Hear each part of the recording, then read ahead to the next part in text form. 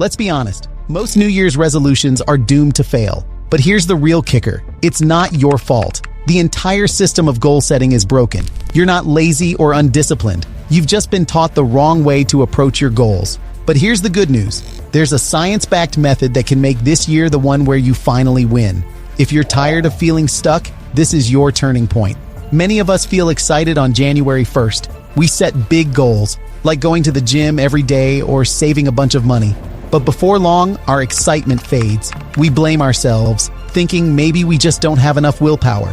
The truth is, most people use a broken approach to setting goals. They aim too high without a plan, rely on motivation that doesn't last, and then give up when life gets hard. In this video, I'll show you a better way. You are not the problem. You just need a method that works with how your mind and habits actually develop. By understanding a few simple rules, you'll have a system that keeps you going even when you're busy or tired. So if you've tried and failed in the past, stick around. You'll learn why past failures happened and how to finally make your resolutions stick. Hey, I'm Toby from MentorMinds.io, where we help you not only build successful online education businesses, but also create the habits and systems that lead to massive breakthroughs. We've worked with many people who felt stuck in their cycles of failure until they applied the simple frameworks we teach. Today, I'm walking you through 1. Why most resolutions fail before they even begin. 2. The 3-step system to set goals that stick. 3. How to stay consistent even when life gets messy. I'm excited to share these ideas because I've seen them help many people. When we first started MentorMinds.io, we noticed a pattern. People would set big goals, work on them for a few weeks, then lose motivation. They felt it was their fault, but what we learned was that their goal-setting process was flawed from the start. Our mission is to show you a science-based way to set and achieve your goals, no matter how busy or stressed you might be. Today, we'll keep it very clear and simple. I'll tell you why goals often fail, how you can fix that, and what to do when life throws you a curveball, which we all know it will. What if I told you the way we're taught to set goals is the reason most people fail? You don't need more motivation. You don't need a New Year, New You slogan. What you need is a better process. And once you get this, you'll wonder how you ever did it any other way. This is where most people lose before they even start. Year after year, many of us do the same thing. We set a huge resolution, like lose 30 pounds or double my salary. Then we assume we'll just stick with it if we want it badly enough. But it doesn't take long for distractions, stress, or fatigue to knock us off track. That's because the typical way we set goals, just naming a big end result, isn't enough. Instead of pushing ourselves to find more motivation, it's better to change the entire system. When you do that, you don't have to rely on willpower. You'll have something that works in good times and bad. After you see how simple this can be, you'll understand why so many resolutions fail and how you can avoid being part of that statistic. Section 1. Why resolutions fail. Problem. Here's the truth. Most people set goals that sound inspiring but are built on shaky foundations. They're vague, they rely on motivation, and they don't account for life's curveballs. You've heard it. I'm going to lose weight, or I'm going to make more money. But without a plan and without real clarity, these goals become wishes that fade fast. Think about resolutions you might have made. I want to get fit. I want to stop procrastinating. Or I want to be better with money. These are nice ideas, but they aren't solid plans. They don't break down what you'll do each day or how you'll handle things when you have a busy week or if you lose motivation. That's why so many people quit. The goal has no real support system. Success isn't about grand gestures. It's about small, consistent actions rooted in identity. In Atomic Habits, James Clear says, "You do not rise to the level of your goals. You fall to the level of your systems." Think about that for a second. If you don't have a system, even the most inspiring goal will fall apart. We love big gestures and grand announcements. It feels great to tell your friends you're going to lose 50 pounds or run a marathon. But once the excitement wears off, you need daily habits that keep you going. If your resolution is only based on excitement, you'll struggle when the excitement fades. Systems, on the other hand, make action part of your routine. You don't have to be super motivated every day to follow a system. You just do it because it's what you do. Solution. The secret is shifting from goal-based thinking to identity-based thinking. Instead of, I want to lose 20 pounds, you say, I'm someone who makes healthy choices. Instead of, I want to make $10,000 this quarter, you say, I'm someone who consistently creates value for my audience. When your identity shifts, your actions shift, and suddenly, progress becomes automatic. Identity-based thinking means that you focus on who you want to be, not just what you want to accomplish. If your main idea is, I'm a healthy person, you'll find that you start making healthier decisions without forcing yourself. You pick better meals, drink more water, and move your body more often. It's less about hitting a specific number on the scale, and more about becoming the kind of person who naturally does healthy things. Example, take Sarah, who used to set goals like, I want to save $10,000 in a year. But she always gave up after the first few months. Once she switched to identity-based goals, everything changed. Her new approach? I'm someone who makes mindful financial decisions every day. She tracked small daily wins and celebrated progress. By the end of the year, she had saved $12,000 without feeling deprived. Sarah's story shows how big a difference this mindset shift can make. When she used to focus on just saving $10,000, it felt like a faraway target. It was easy to give up after a small setback, like overspending on a vacation. But when she switched to thinking of herself as someone who makes careful money choices, she began seeing each purchase as a reflection of that identity. Over time, the small actions added up to more than $10,000. And she felt good about it, because each day she felt like she was living her new identity. Now it's your turn. Now think about your own goals. Are they vague outcomes or clear habits tied to your identity? Drop your thoughts in the comments below. I read every single one. Take a moment to reflect on a goal you have. Can you rewrite it in a way that focuses on who you want to become instead of just what you want to do? This small change can create a big shift in how you view yourself and your daily choices. Section 2. The 3-step system for goals that stick.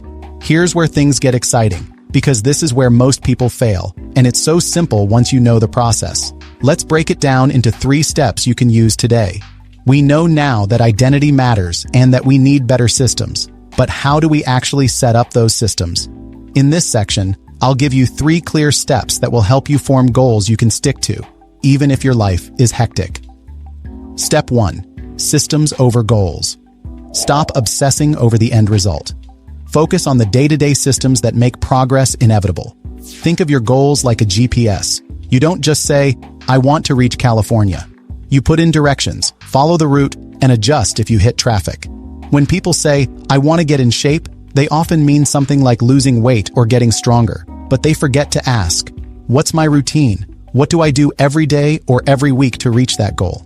If you only stare at the end result, you might lose hope when you don't see fast progress. But if you have a daily or weekly plan, like walking 10,000 steps a day or lifting weights 3 times a week, your focus is on the process. Over time, the results naturally happen. Example, Jerry Seinfeld didn't become one of the greatest comedians by waiting for inspiration. He had a system. Write 1 joke a day, every day, and mark an X on his calendar. His goal wasn't perfection, it was consistency, and that's what built his career. Jerry Seinfeld knew that if he kept writing jokes day after day, he would eventually have a lot of good material. He didn't wait until he felt funny. He just wrote, and he marked an X each time he did it. This simple system kept him accountable. Even if some jokes were bad, he still built the habit of writing daily. Over the years, this system led him to huge success.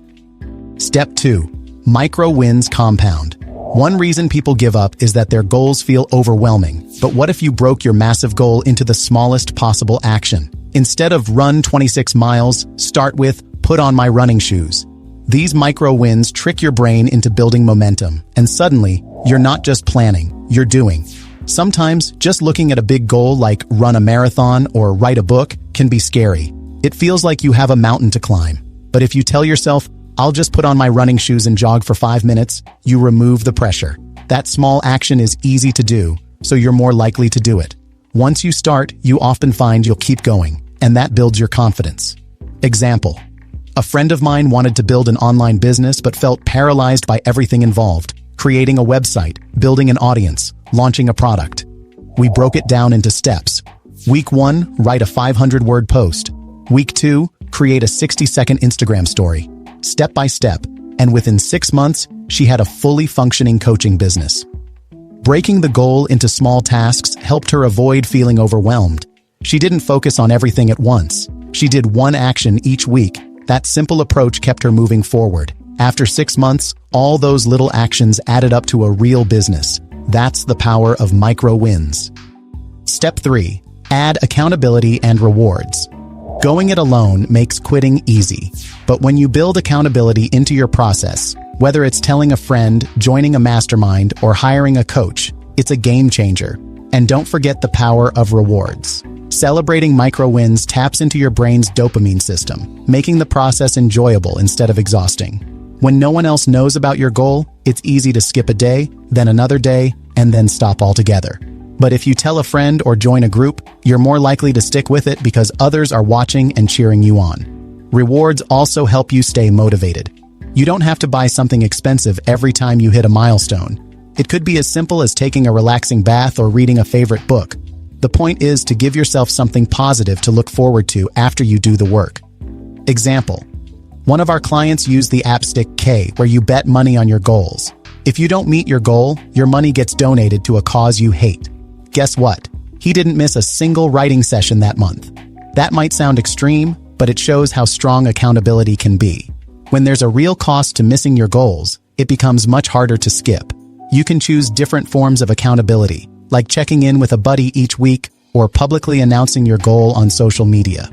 Find what works for you, but remember, it should matter enough that you're motivated to keep going. Now let me ask you, what's one way you can create accountability for yourself this year? Share your ideas in the comments. Okay, now, we're at the halfway point, and this is where it gets good. If you found even one thing valuable so far, hit that like button so more people can discover strategies that actually work. By now, you can see how focusing on identity, building simple systems, and taking small steps can do a lot to keep your resolutions alive. But there's another big reason people fail. Life happens. Stress at work, family emergencies, even a little cold can throw you off. In the next section, we'll talk about staying on track when things don't go as planned. Because let's be honest, life is rarely perfect. Section 3. Staying consistent when life gets chaotic. Problem: what happens when life hits hard, when you're sick, overworked, or unmotivated? Most people fall off track completely. It's easy to stay on track when everything is smooth. But what about those days, or weeks, when you feel overwhelmed? Maybe you have deadlines at work, family issues, or you catch the flu. This is when many people drop their goals.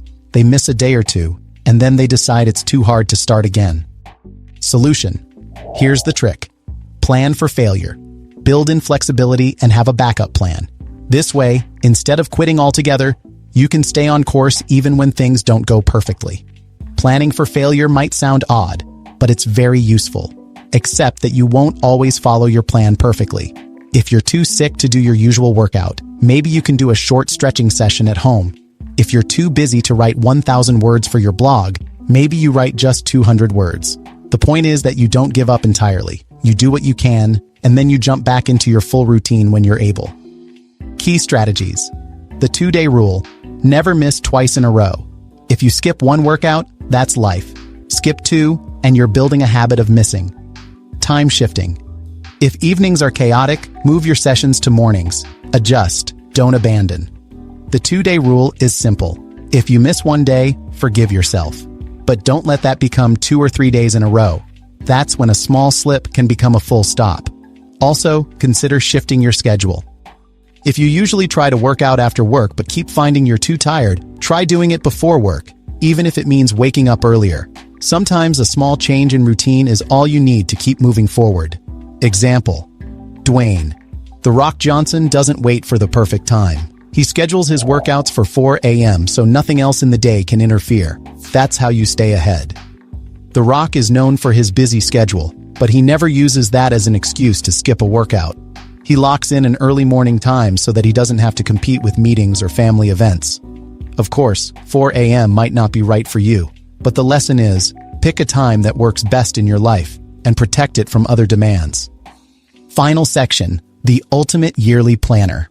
One of the best ways to stay focused is to map out your year visually. Use a one-page planner where you can track quarterly milestones and weekly progress. This keeps your big goals front and center without overwhelming you. A one-page yearly planner gives you a clear roadmap. You can mark what you want to achieve every 3 months and then break that down by weeks. This keeps you from feeling lost. You always know what's coming next, and you can see how each small step leads to a bigger win. Example: companies like Google use OKRs, objectives and key results, to break big goals into measurable steps. You can do the same for your personal goals. OKRs are popular in big tech companies. They start with a broad objective, like improve customer satisfaction, then list key results that show progress, like get an average rating of 4.5 out of 5. For personal goals, it might look like lose 10 pounds with key results like work out 3 times a week and eat at least 4 healthy dinners a week. This method helps you see if you're on track or need to adjust. Okay now, if today's video gave you any helpful insights, consider subscribing. We have more videos coming that dive deeper into habits, productivity, and making money online through online education businesses. This could be the year that changes your life. By focusing on who you want to become and setting up small, repeatable actions, you'll see a difference in your results, without the usual frustration or burnout. I can't wait to hear your success stories. Share them in the comments, and let's keep the conversation going. Finally, remember that success isn't about being perfect. It's about showing up regularly and adjusting when things get tough. When you have the right plan and the right mindset, you'll see that even the biggest goals are within reach. Thank you for watching, and I'll see you in the next video.